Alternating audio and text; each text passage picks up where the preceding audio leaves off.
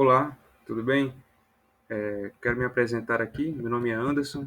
Eu quero apresentar para todos vocês que estão assistindo a primeira aula de reposição. Quero dizer sejam bem-vindos, tá? E fiquem bem atentos a essa primeira aula, porque através dela você responderá um questionário e isso vai validar a sua presença nesse nosso primeiro encontro. Aqui tem algumas partes de avisos, eu vou passar, tá certo? A questão dos mapas mentais, que é um trabalho em grupo, que eu falei no grupo, tá ok?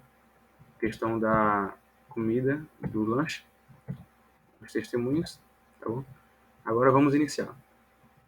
A nossa primeira aula se trata do assunto Enfrentando o Dia a Dia, Vida Social e Música. Quando nós chegamos do Revisão de Vidas, nós enfrentamos muitas dificuldades. São muitas tentações, porque o mundo ele tem o seu sistema. A questão é, o que o mundo nos ensina? O que nós observamos nas escolas, universidades, na mídia, nas novelas, na política, é um valor completamente invertido em relação ao que o Senhor Jesus nos ensinou. Então, o sistema ele dita um ritmo. E nós, assim como essa bicicleta aqui, como uma pessoa andando numa bicicleta, não podemos parar. Porque se nós pararmos em relação à nossa caminhada cristã, iremos cair. Estamos em uma bicicleta, né? Não podemos parar. Ok? A primeira pergunta que eu vos faço é: a vida cristã começa com uma coisa, né? O que é? Que coisa é essa? Vou deixar você pensando, você pode pausar o vídeo, mas eu vou já dizendo que o que começa uma vida cristã é o arrependimento. Arrependimento significa, vamos lá, o que significa arrependimento? Esse A é de negação. Por exemplo, fulano é normal, Beltrano é anormal. Ou seja, anormal não é normal. Esse A significa uma negação, por isso esse símbolo aqui. O re significa novamente. Por exemplo, primeiro eu aprendo, depois, se eu me esquecer, eu vou ter que reaprender. Então, eu coloquei esse símbolo de repetição. Esse re significa novamente. E o pendimento é cair. Uma pessoa que está pendendo está caindo. Portanto, se nós juntarmos tudo, teremos o significado de arrependimento. Não cair novamente. Portanto, arrependimento é quando alguém decide que não vai mais se desviar, que não vai mais voltar ao mundo de pecado, não vai mais cair. Bem, existe uma lenda que diz que a bebida alcoólica é uma mistura do sangue do pavão, do leão, do macaco e do porco, esses 4 animais. Por quê? Porque quando uma pessoa bebe, ingere uma bebida alcoólica, ela se sente bonita como um pavão. Depois, se sente forte como um leão. Faz algumas palhaçadas como o macaco. E depois, acaba, no final, chafurdando na lama como um porco. Bem, esse também é o processo do pecado. Uma pessoa que está em pecado, ela pode até se sentir bem inicialmente, mas depois ela acaba na pior. O pecado tem um efeito petrificador na vida do homem. Faz com que o coração dele fique uma pedra. Às vezes, muitas vezes, nos estágios finais, ele perde toda a vergonha do pecado. Sentir tristeza pelo pecado é sinal que estamos vivos espiritualmente. Quando uma pessoa chega nesse estágio final, é sinal que a sua consciência foi abafada, mente cauterizada e coração endurecido. Essa é a pior fase. Lá em Efésios 4, 17 ao 19, nós vamos analisar um trecho bíblico, diz: E digo isto, e testifico no Senhor, para que não andeis mais como andam os gentios, na vaidade da sua mente. Entenebrecidos no entendimento, separados da vida de Deus, pela ignorância que há neles, pela dureza do seu coração, os quais, havendo perdido todo o sentimento, se entregaram à devassidão, para com avidez cometerem toda a impureza. Bem, a primeira coisa que nós vemos aqui sobre como Paulo chama os gentios, nesse caso, gentios não apenas aqueles que nasceram fora de Israel, gentios de coração, aqueles que não conhecem não praticam principalmente a palavra de Deus? Bem, um cristão ele não pode andar como esses que se esqueceram de Deus, na vaidade da sua mente. O cristão precisa ser uma pessoa humilde, que anda na contramão de um mundo que tem a soberba como seu pilar. Em Romanos, nós vamos ver, dizendo-se sábios, tornaram-se loucos. Isso é o que acontece quando uma pessoa tem vaidade na sua mente. Acha que está correta, mas quem não tem o conhecimento de Deus não está correto, é apenas vaidade aquilo que tem na sua mente. João Calvino disse: a verdade e a vida caminham juntas. Portanto, temos que ter a verdade, que é Jesus Cristo, para termos a vida eterna. Ok? Então, a devassidão também é relacionado com a lascívia. São pecados dos quais a pessoa perde toda a vergonha. E isso é um perigo. Então, resumidamente, Paulo descreve os pagãos da seguinte maneira: pessoas que andam na vaidade dos próprios pensamentos, que têm obscurecido seu entendimento e que não sabem a maneira correta de viver, uma ignorância em que vivem. Sem o conhecimento de Deus, tudo é vaidade. E a pessoa pode ter muito conhecimento, mas sem conhecer a Deus terá pouca sabedoria. E a mente vazia ocupa muitas pessoas que não têm o entendimento da plenitude do Senhor Deus. Então a pergunta é: o que devemos nos preocupar em relação a como as pessoas vão olhar para nossas vidas ou no que elas acham de nós? Essa é uma pergunta. Na aula, muitos falaram que não, mas vamos pensar um pouco sobre isso. Bem, a questão é a seguinte: primeiramente, nós temos que parar para pensar se as nossas ações e atitudes estão condizentes com a palavra de Deus. Se estão condizentes e se temos a aprovação de nossos líderes espirituais, portanto, se isso acontece, nós não precisamos nos preocupar com o que o mundo diz a nosso respeito. Porém, nós temos que ter a humildade de reconhecer muitas vezes nossos erros, para que nós venhamos ser sal e luz nessa terra. Muitas pessoas não irão ler a Bíblia, mas elas têm uma Bíblia para ler, que está em nossas vidas, em nosso testemunho. Então, a palavra fala que nós temos que ser luz para esse mundo, para que as pessoas glorifiquem a Deus vendo as nossas vidas. O que nós fazemos em secreto é o devocional, jejum, oração e Bíblia. Mas em relação às coisas que vão glorificar o nome do Senhor Jesus, nós precisamos ser aqueles que vão espalhar a luz na terra. Você se considera santo? É possível homem e mulher ser santo? Recomendo que você pause o vídeo e pense sobre isso. Bem, já que você pausou, e agora vamos continuar. Quero responder essa pergunta. É possível ser santo? Vamos lá. Paulo escreve em 2 Coríntios 1:1. Paulo, apóstolo de Jesus Cristo, né? Ele falando dele mesmo aqui, pela vontade de Deus, está escrevendo uma carta para os coríntios, né? E o irmão Timóteo, a igreja de Deus, que estáis em Corinto, com todos os santos que estão em toda a Acaia. A quem Paulo se refere quando ele escreve essa palavra santos? Então você está pensando, será que santos, que tipo de santo é esse? Bem, esses santos a que Paulo se refere são os membros da casa do Senhor, os servos de Deus. Então, é possível sim nós sermos santos. Santidade não é perfeição. Santidade ou santificação é um processo a qual nós nos colocamos nas mãos de Deus para que deixar Deus nos separar do mundo.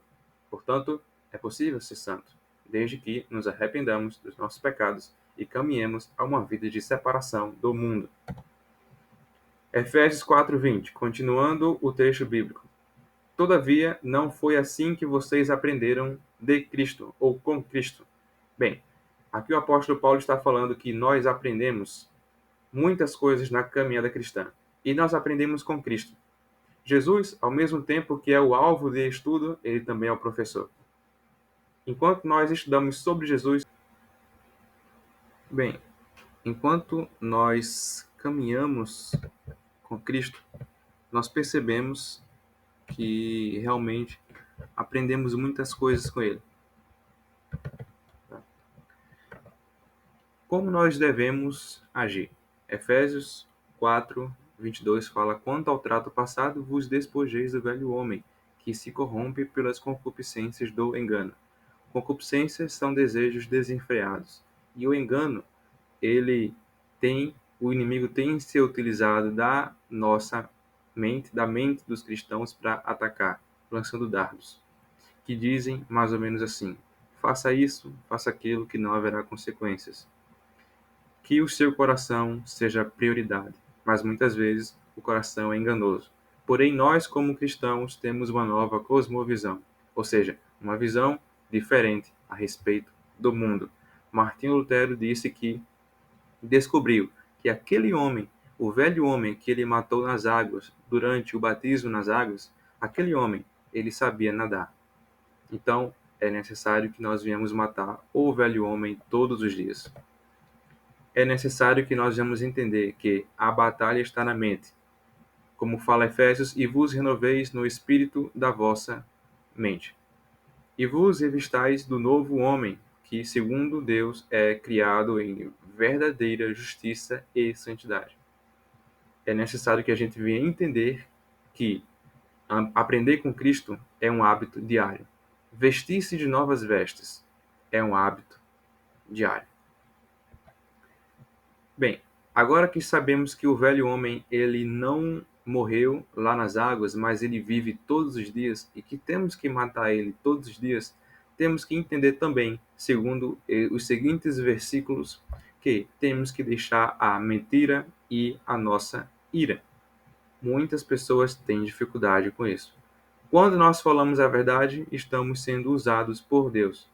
Mas quando nós falamos a mentira, que tem como pai Satanás, estamos sendo usados por alguém que não é Deus. O primeiro pecado que teve realmente uma dura repreensão, que foi a morte, né? Lá na igreja primitiva, foi a mentira. Ananias e Safira, lá em Atos 5, mentiram e morreram. Existe a possibilidade do cristão não sentir ira. Agora o assunto é a ira. Bem, a palavra fala, podemos nos irar, mas não devemos pecar. Moisés, por exemplo, ele ficou furioso e por isso não conheceu a terra prometida. Jesus, ele teve um ataque de fúria, mas que não foi pecado, porque naquele instante ele estava com uma fúria santa, quando estavam profanando o templo do Senhor Deus. Nós devemos, sim, nós podemos nos irar, mas não devemos pecar. Não pequeis, e também não armazenem a raiva dentro de você, para não virar raiz de amargura. Então, se você não pode nem armazenar a raiva, nem explodir, o que fazer? A palavra correta é perdão. O perdão é ele que coloca o pus da ferida para fora. A Bíblia também dignifica o trabalho. Em Efésios, fala que antes trabalhe. Então, antes, nós precisamos entender que é necessário o trabalho. Deus ele estabelece o direito à propriedade, coisa que o comunismo é contra. Sistema político antibíblico, o comunismo que diz que tudo todos têm que ter a mesma coisa, a mesma quantidade de bens, de terras, enfim. E isso não é bíblico. Deus estabelece o direito da propriedade. E a doação ao próximo, repartir o que nós temos com o próximo tem que ser uma atitude voluntária e não algo imposto, como é pregado pelo comunismo. Como você está após a revisão de vidas? Essa é uma grande pergunta. Será que nós devemos nos isolar? O que nós devemos fazer é assumir o controle da situação, não deixar ser conduzido por más influências. Então, eu devo me afastar ou não? Nós precisamos obedecer o seguinte passo a passo. No módulo 1, realmente, nós vamos entender que precisamos sair do mundo. No módulo 2, o mundo vai sair de dentro de nós. No módulo 3, aí sim, nós vamos transformar o mundo. Portanto, é um processo. É um processo que na própria Bíblia diz, né? Moisés levou o povo para fora do Egito, porque Deus mandou. Deus sabia que o Egito é um lugar de escravidão. Da mesma forma, o mundo tenta nos escravizar para o pecado e precisamos se afastar do mundo. A primeira coisa que devemos fazer. O apóstolo Paulo ele diz que se afastar do mundo, as coisas de que muitas vezes ele deu valor e muitas vezes nós damos valor e depois nós observamos que era pura vaidade, isso ele considera como esterco, um adubo, em comparação com o conhecimento de Cristo Jesus. Então, quem conhece o Senhor Jesus Cristo leva todas as coisas, amores, vícios, paixões, tudo isso a pessoa considera como um esterco, porque conhece quem é mais importante, o Senhor Jesus. Em Gálatas 2:20, fala que já estamos crucificados com Cristo e não vivemos mais nós, mas é Cristo que vive em nós. Então, devemos fugir dos prazeres da carne. Aqui tem uma figura de Fernandinho porque ele canta uma música que prega esse versículo. Então, temos que fugir de onde? Disso aqui, dos prazeres da carne. O nosso velho homem já morreu? Essa é uma pergunta que temos que fazer. Sempre. Todos os dias temos que matar o velho homem. Em relação aos nossos avós, temos que orar por eles. Como conduzir os relacionamentos?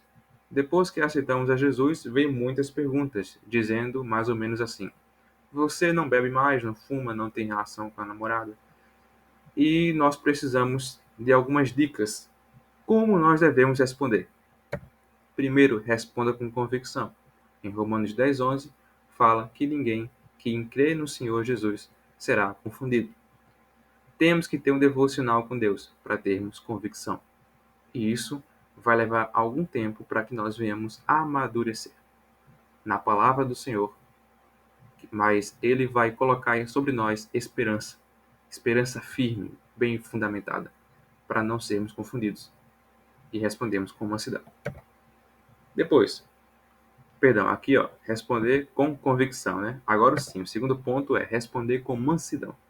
O que o inimigo quer é nos ridicularizar. Muitas pessoas querem, os opositores, né? Querem nos ridicularizar, fazer com que nós cristãos venhamos ser algo motivo de chacota, quando eles perguntam e nós respondemos de maneira esquentada. Então, devemos ser mansos. Santificar o Senhor Jesus Cristo como nosso Senhor, respondendo sempre com mansidão a quem vos pedir a razão da fé, da esperança que há em nós. A nossa esperança é Cristo. E quanto mais nós temos conhecimento da palavra, mais podemos responder com mansidão e firmeza às pessoas que nos perguntam.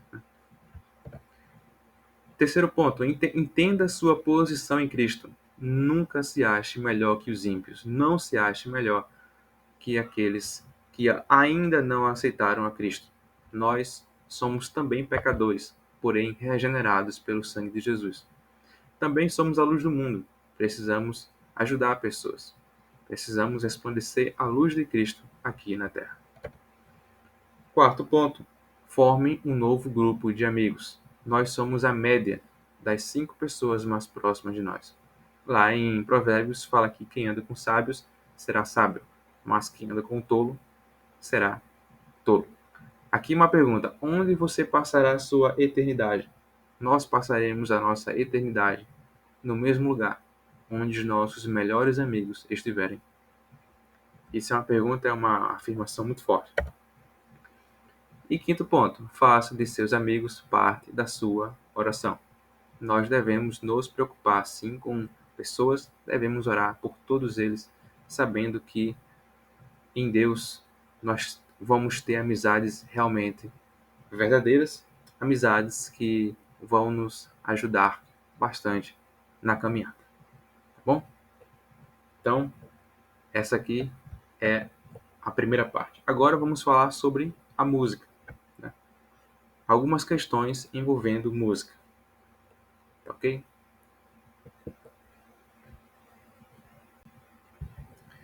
Muito bem. Agora falando sobre as músicas. De que forma nós devemos lidar com as músicas? Bem, como lidar com a música? A música ela pode ser uma estratégia de Satanás para nos afastar da presença de Deus. Porém, ela também pode ter um lado contrário, um lado positivo, que é nos aproximar da presença de Deus. Então, como nós vamos diferenciar uma coisa da outra? Estudos dizem que a música cristã, ela nos ajuda em questão de motivação, nos motiva e que ela pode nos ajudar no desenvolvimento pessoal. Portanto, nós já percebemos a importância que é ouvir uma boa música, mas uma música que agrade a Deus também. Aí vem uma polêmica. É pecado ouvir música do mundo? Então, o que você acha? É pecado? Bem, outra pergunta. E os ritmos? Todos vêm de Deus? Bem, a primeira pergunta, se é pecado ouvir música do mundo? Existem dois tipos, nós vamos perceber lá em Hebreus 12, duas classificações para essa questão de ser pecado ou não. Antes de ser pecado, às vezes uma situação é um embaraço. Eu vou dar um exemplo para vocês. A bebida alcoólica na Bíblia, a Bíblia não fala que beber e ingerir bebida alcoólica é pecado, mas fala que se embriagar é pecado. Portanto, beber bebida alcoólica é um embaraço que pode nos levar ao pecado. Da mesma forma são as músicas. Existem músicas que são nitidamente, claramente pecado. Músicas que têm um conteúdo imoral, por exemplo.